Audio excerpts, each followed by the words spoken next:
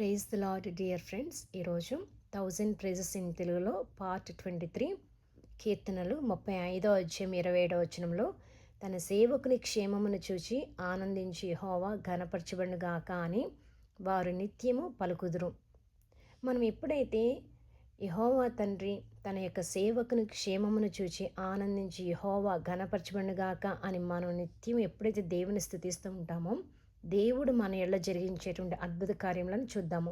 మొట్టమొదటిగా కీర్తనలు 41వ అధ్యాయము 10వ వచనంలో యెహోవా నన్ను కరుణించి లేవనెత్తెను.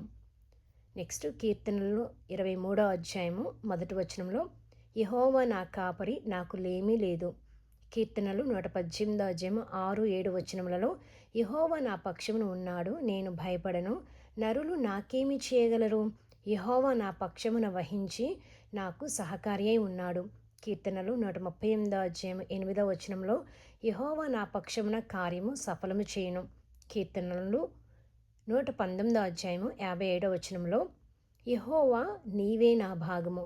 కీర్తనలు 91వ అధ్యాయము 9, 10 వచనములలో యెహోవా నీవే నా ఆశ్రయము అని మహోన్నతుడైన దేవుని నీకు నివాస స్థలముగా చేసుకుని ఉన్నావు. అపాయం ఏమీ రాదు, ఏ తెగులును నీ గుడారమును సమీపించదు. కీర్తనలు 13వ అధ్యాయము 5వ వచనంలో యెహోవా నాకు మహోపకారములను చేసి ఉన్నాడు, నేను ఆయనను కీర్తించెదను. కీర్తనలు 118వ అధ్యాయము 27వ వచనంలో యెహోవాయే దేవుడు, ఆయన మనకు వెలుగు అనుగ్రహించెను.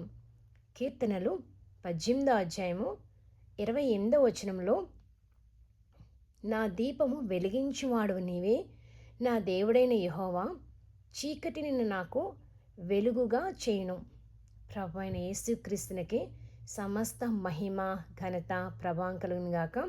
డియర్ ఫ్రెండ్స్, క్రీస్తునందు మీ ప్రియ సహోదరి జయశీల ఎర్రపోతు.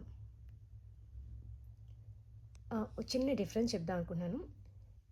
నిన్న పార్ట్ 22లో యెహోవా మహిమపరచబడుగాక అని మనం దేవుని స్తుతించినప్పుడు ఒక్కొక్క పాయింట్లో రెండు అద్భుత కార్యములు చూసాము.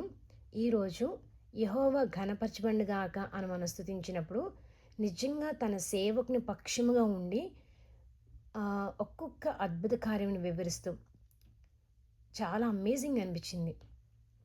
మీరు ఒక్కొక్క పాయింట్ చూడండి. నిజంగా దేవుణ్ణి మనం ఘనపరచబడుగాక అన్నప్పుడు నిజంగా తన సేవకుని పక్షముగా ఉండి ఆయన ఎలా అద్భుత కార్యాలు చేశారనేది మనం చూసాం. ప్రభువైన యేసుక్రీస్తునికి మహిమ కలుగును గాక.